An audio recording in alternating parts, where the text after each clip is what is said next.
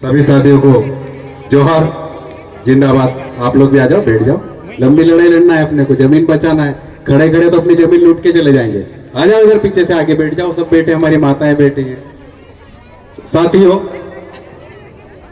आज बदनावर की इस पावन धरा पर हमारे आदिवासी समाज के वीर क्रांतिकारी, हमारे आदर्श भगवान बिरसा मुंडा, हमारे इस देश के महानायक, हमारे वीर क्रांतिकारी टंटिया भील और बाबा साहब अंबेडकर ने जो हमें संविधान दिया, और जिस संविधान के पद पर हम लोग चलकर आदिवासियों की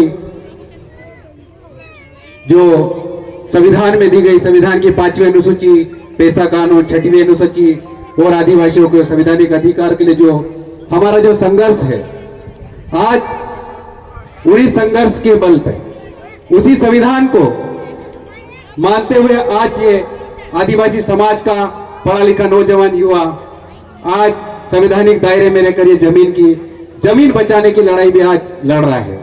साथियों, जिस प्रकार से हमारे बदनावर में आज ये करीब करीब 20 से 21 गांव की जमीन है, जिसको यहाँ की वर्तमान सरकार, जो भी मध्य प्रदेश की वर्तमान सरकार, मनमोहन सरकार, मोहन यादव सरकार और केंद्र की मोदी सरकार सिर्फ और सिर्फ विकास के नाम पर सिर्फ आदिवासियों को ही क्यों खदेड़े जा रहा है। आज धार जिले के साथ साथ आप मध्य प्रदेश के किसी भी जिले में देख लीजिए, आज सबसे पहले अगर निशाना बनाया जा रहा तो कहीं ना कहीं आदिवासी समाज को। साथियों, हमको यह सोचना है कि यह आदिवासी समाज को या भोले भाले किसान और आदिवासियों को ही क्यों लूटा जा रहा है, आदिवासियों की जमीन क्यों छीनी जा रही है, इसको भी हमको गंभीरता से सोचना चाहिए। क्योंकि इस देश में कई सामान्य वर्ग की जमीन हो, चाहे ओबीसी की जमीन हो, उस पर कोई भी सरकार हाथ नहीं डाल रही है, लेकिन सिर्फ आदिवासी की ही जमीन पे हाथ क्यों डाल रही है? आप जानते हो क्यों डाल रही है? आदिवासी समाज की जमीन पे हाथ इसलिए डाल रही है क्योंकि हमारा समाज, जो आदिवासी समाज का जो जितना भी हमारा समुदाय है, वो अलग अलग उपजातियों में बटा है। हमारा आदिवासी समाज जो है अलग अलग संगठनों में बटा है। हमारा आदिवासी समाज जो है अलग अलग भाषाओं में, अलग अलग बोलियों में, अलग अलग रीति रिवाजों में बटा है। साथियों, अगर आदिवासी समाज की जमीन को बचाना है, आदिवासी की संस्कृति को बचाना है और आदिवासी की सुरक्षा करना है, तो हमको एकजुट होकर मिलकर लड़ने की जरूरत है। वरना हमारी जमीन कभी बदनावर में छीनेंगे, कभी कुक्षी में छीनेंगे, कभी धार में छीनेंगे, कभी मनावर में छीनेंगे, तो कभी भोपाल में, तो कभी ग्वालियर में भी छीनेंगे। आप देख लीजिए, वर्तमान में यही हो रहा है। चाहे हम मध्य प्रदेश की बात कर लें, चाहे राजस्थान की बात कर ले, चाहे गुजरात की बात कर ले, चाहे झारखंड की बात कर ले, चाहे उड़ीसा की बात कर लीजिए, चाहे आप महाराष्ट्र की बात कर लीजिए, लेकिन सबसे ज्यादा छीनी जा रही है जमीन तो सिर्फ आदिवासियों की जमीन छीनी जा रही है। जिसका आप नतीजा देख लीजिए, गुजरात में सरदार सरोवर डैम के नाम पे कितने करोड़ों लोगों, आदिवासियों को कितने करोड़ों की जमीन छीन ली गई है, और आज भी वहां का आदिवासी दर दर की ठोकरें भटक रहा है, क्योंकि इनको 2 वक्त रोटी के लिए तरसना पड़ रहा है। यही हालत आपके यहाँ बदनावर के बेसोला में भी होने वाली है। इसलिए आपको कहना चाहता हूं, ये मंच से बड़े बड़े भाषण देने नहीं आए, ये सिर्फ आप लोगों के ये कहने आए हैं कि आपके जितने भी ये 21 गांव की जो जमीन है, आज ये आप ये 5 से 7 गांव की जमीन बचाने की बात कर रहे हैं, लेकिन ये देखिए तो आप 21 गांव की जमीन को अधिग्रहित कर रहे हैं यहाँ की सरकार। तो आप लोगों से कहना है, अगर आप लोगों की 21 गांव की जमीन को बचाना है, तो सिर्फ हमको 5 गांव के आदिवासियों को एकत्रित नहीं होना है। अगर 21 गांव की जमीन को बचाना है, तो 5 राज्यों के आदिवासियों को एकत्रित होकर यहाँ पे आंदोलन करने की जरूरत होना चाहिए कि नहीं होना चाहिए? तो आज मैं आपको कहना चाहता हूं कि आपको भील, भिलाला, बारेला, पटेलिया, गोंड, कोरकू, उराव, संताल, मुंडा, इसमें बटने से अच्छा है सिर्फ आदिवासियत के नाम पर हमको एक मंच के नीचे और एक झंडे के नीचे आने की जरूरत है। आज धार जिले के ये बदनावर में जिस प्रकार से हमारे बेसोला की जमीन छीन रही है, आज हमारे आगे जो 21 गांवों की जमीन छीन रही है, इससे पहले भी कई हमारे आदिवासी गांवों की जमीन छीनी है, लेकिन उस आदिवासी जमीन को बचाने के लिए जब जब आदिवासियों की जमीन जो हमारे भगवान बिरसा मुंडा और टांटिया भील ने जो हमें जमीन दी है, जो हमको जमीन का मालिकाना हक दे के गए हैं, उस जमीन को बचाने के लिए जयेश युवा चाहे आदिवासी समाज का कोई भी सामाजिक संगठन कभी पीछे नहीं हटा है। और आपकी जमीन बचाने के लिए भी ये जयेश युवा कभी किसी कीमत पे पीछे नहीं हटने वाला है, आपके साथ कंधे से कंधा मिलाकर खड़ा रहेगा। लेकिन शर्त इस बात की है, आपकी जमीन बचाना है तो आपको आगे खड़े होना पड़ेगा। आज मैं देख रहा हूं यहां पर जो बदनावर के बेसौला में आज आप महापंचायत कर रहे हो, आज जमीन के लिए जो आंदोलन कर रहे हैं, लेकिन फिर भी आपको जमीन बचाना था। यहाँ पे आंदोलन करने के लिए आपको इतनी संख्या में एकत्रित होकर हर गांव से लोगों को लाना चाहिए था, चाहे प्रदेश में बेटी जो मोहन यादव सरकार भी हिल जाए, चाहे केंद्र में बेटी नरेंद्र मोदी सरकार भी हिल जाए। अभी मांगीलाल दादा बोल रहे थे कि कुछ लोग बोले किसी भी पार्टी का पट्टे डाल रहे थे। सवाल ये नहीं है पट्टे डाल रहे, ये सवाल नहीं है। सवाल ये है कि आदिवासियों के हक की लड़ाई सदन के भीतर कौन लड़ रहा है, क्योंकि जब भी आपकी जमीन जब छीनी जाएगी, जबकि सदन में आपकी आवाज को कोई उठाने वाला नहीं मिलेगा। इसलिए आपको कहते हैं पढ़े लिखे नौजवान युवाओं को आपको संसद के अंदर भेजना पड़ेगा, पढ़े लिखे नौजवान युवाओं को विधानसभा के अंदर भेजना पड़ेगा। इसलिए आपके राजस्थान की बात हो, मध्य प्रदेश की बात हो, आज कम से कम हमारे पढ़े लिखे नौजवान युवा इस देश के लोकतांत्रिक व्यवस्था के भीतर जाकर वहां डंके की चोट पर हमारी आवाज को बुलंद कर रहे हैं। इसलिए यहाँ की सरकार भी डरती है और आपको सवाल जो भी आप सवाल रखते हो तो आपको जवाब देती है। पिछली बार मनाव विधानसभा के सोडूल में जो 32 गांव की आदिवासियों की जमीन अधिग्रहण की थी, उसमें जज की तरफ से हाईकोर्ट में पिटीशन लगाई थी डॉक्टर हीरालाल अलावा जी ने।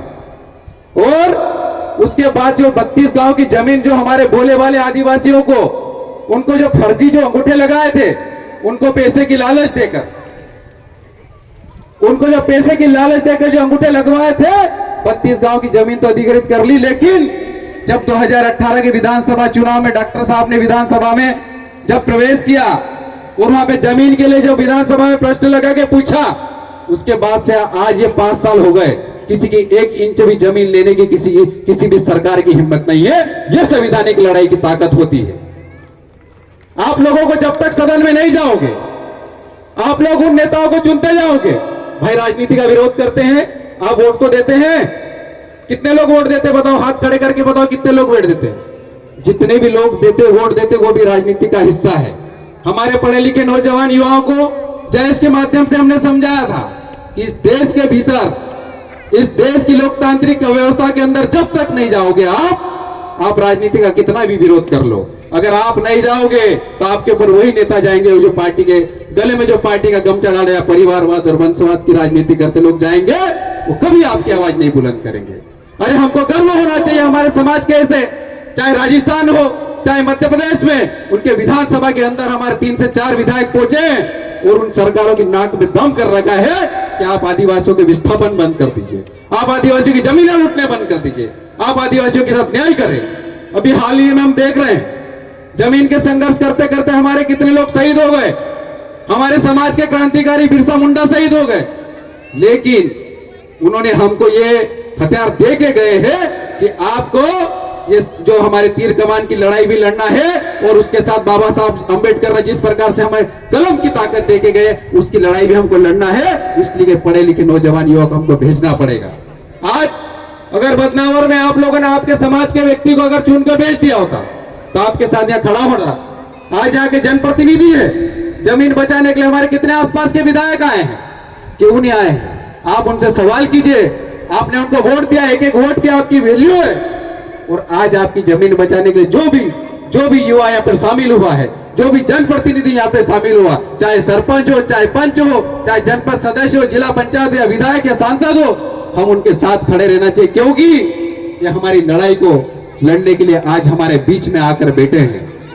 साथियों, हमारे बीच में आदिवासी समाज में यही प्रवृत्ति रही है कि हम लोग एक दूसरे की टांग खींचने में विश्वास करते हैं, हम एक दूसरे के साथ देने के बजाय उसको गिराने में विश्वास करते हैं। इसलिए आज वर्तमान में जो आप देख लीजिए, जैसे मांगू दादा ने बोला था कि जयेश का जो एक नाम ऐसा था कि जयेश का अगर आंदोलन होने वाला है, जयेश का एक स्टेटमेंट जारी होता तो ये प्रदेश की सरकार हो या केंद्र की सरकार हो, दोनों की नींदें हराम हो जाती है। आप देख लीजिए, आपकी भेसाला में आज आप लोग जमीन के लिए आंदोलन की बात करी, सोशल मीडिया में सिर्फ पोस्ट डाला है, यहाँ के जितने भी इंटेलिजेंस हो, चाहे आईबी हो, सीआईबी हो, जितने भी इंटेलिजेंस है, उनकी नींदें हराम हो रही कि आज यहाँ बदनावर के भेसोला में क्या होने वाला है।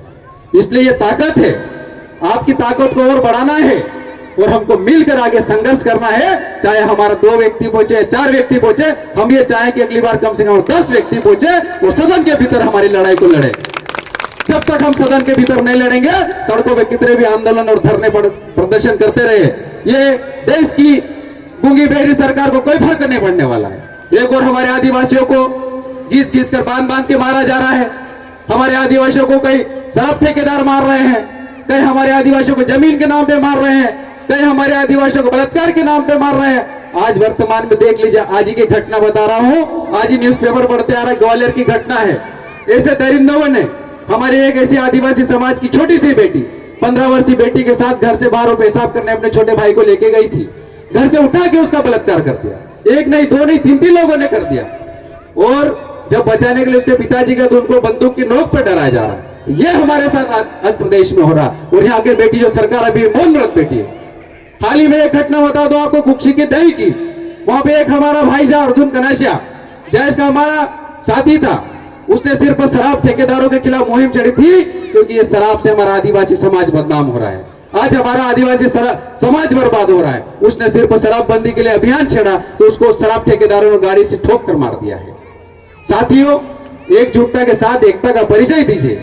हम लोगों के ये अलग अलग संगठन, अलग अलग जातियां, अलग अलग उपजातियां बंटने से अच्छा है एक मंच पर आकर आदिवासियत के नाम पर एकजुट हो जाए और संघर्ष करे। तो आपकी बेसला तो क्या, आपके पूरे प्रदेश में कहीं पे भी आदिवासी की जमीन को लूटने से पहले, उनको छीनने से पहले सरकार को सोचने पर मजबूर कर देंगे। एक और चीज कहना चाहता हूं, यहाँ पर सुनने में आया कि पूरे जितने भी ग्राम पंचायत की जमीन को फर्जी अंगूठे लगा कि यहाँ के सरकार जो जमीन लेना चाह रही। इस देश के लोकतांत्रिक व्यवस्था में बाबा साहब अम्बेडकर ने जो संविधान दिया, उस संविधान को मानते हैं। और अगर जब भी अगर बिना वजह से और फर्जी तरीके से अगर जमीन लूटी होगी, तो इसको हाई कोर्ट में जाकर चैलेंज करके इसको जमीन को वापस दिलाने का हम साहस रखते हैं और ये आपको दिला के रहेंगे। ये हम लोगों का आपसे वादा है। आपके साथ इस देश का हर आदिवासी सामाजिक संगठन खड़ा है। ये ना सोचे कि आज आपके साथ कोई नहीं आया।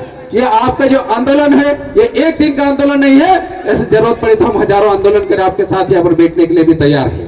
क्योंकि हमको जमीन बचाना है तो हमको लंबी लड़ाई लड़ना पड़ेगी। आप देख लीजिए, पंजाब के सिखों की जमीन की बात, जो कानून आए थे, कृषि कानून, 1 महीने से 2 महीने तक उन्होंने डेरा डाल के बैठ गए। जिस दिन आदिवासी समाज में ये चीज सीख ली कि अगर हमको जमीन बचाना है, हमारा अस्तित्व बचाना, हमारा वजूद बचाना है, तो हमको घर से बाहर निकल की जरूरत है और सड़कों पे बैठने की आवश्यकता पड़ेगी। तो कम से कम हमको 8 दिन तो 15 दिन भी बैठना पड़े तो हमको बैठना चाहिए। ये एक दिन का आंदोलन नहीं है।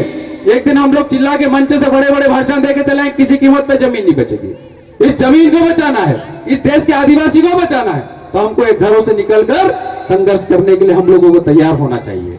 क्योंकि आप देख लीजिए, देश के चाहे महाराष्ट्र हो, गुजरात हो, राजस्थान हो, मध्य प्रदेश हो, चाहे झारखंड हो, एक देश के एकमात्र ऐसे आदिवासी मुख्यमंत्री था। इस देश के एक प्रदेश में एकमात्र आदिवासी मुख्यमंत्री था। लेकिन वहां पर भी केंद्र की जो मोदी सरकार है, क्योंकि आदिवासियों को किसी कीमत पर बर्दाश्त नहीं करना चाहती है, उसके ऊपर भी ईडी का छापा मार के आज उसको भी मुख्यमंत्री पद से हटा दिया। इसलिए हटा दिया क्योंकि हम ये सोच रहे कि वो तो झारखंड का मुख्यमंत्री था। अरे हमको भी इसके साथ खड़ा होना चाहिए, क्योंकि वो हमारे आदिवासी समाज का मुख्यमंत्री था। अगर उसकी लड़ाई में हम साथ नहीं देंगे तो कभी भी इस देश में आदिवासी ना मुख्यमंत्री बन पाएगा, ना कभी प्रधानमंत्री बन पाएगा। साथियों, आपकी जो पीएम जो मित्र टेक्सटाइल जो प्रोजेक्ट आया, उसके लिए हमको सबको यहाँ पर जितने भी बदनावर के साथ साथ धार जिले के सातों तहसील के युवाओं को साथ में खड़े होकर यहाँ पे आंदोलन करने की जरूरत है। अगर यहाँ पर जमीन का जो निरस्त नहीं किया इन्होंने, तो हमको धार जिले मुख्यालय पे कम से कम 15 दिन की तैयारी करना चाहिए और वहां बैठना पड़ेगा। उसके बाद हमारी जमीन बचेगी। बहुत सारे वक्ताओं ने बात रखी, और भी मेरे वक्ता हो, साथ ही ये लड़ाई लंबी लड़ना पड़ेगी, उसके बाद हमारी जमीन बचेगी। अन्यथा हम लोग कितने भी मंच से चिल्ला ले, बड़े बड़े भाषण देके चले जाएंगे कि हम हाई कोर्ट खेल लेंगे, सुप्रीम कोर्ट खेल लेंगे, कुछ नहीं होना है। जब तक हम एकजुट नहीं होंगे और एकजुटता के साथ हम सरकार की नाक में दम नहीं करेंगे, कलेक्टर कार्यालय का घेराव नहीं करेगा, तब तक यहाँ के कलेक्टर की भी आंखें नहीं खुलने वाली और यहाँ पे प्रदेश में बैठे मुख्यमंत्री की भी आंखें खुलने वाली नहीं। इसी के साथ जय जोहार, जिंदाबाद, जय आदिवासी। बहुत बहुत धन्यवाद, आभार। अगले वक्ता के रूप में मैं आमंत्रित करना चाहता हूं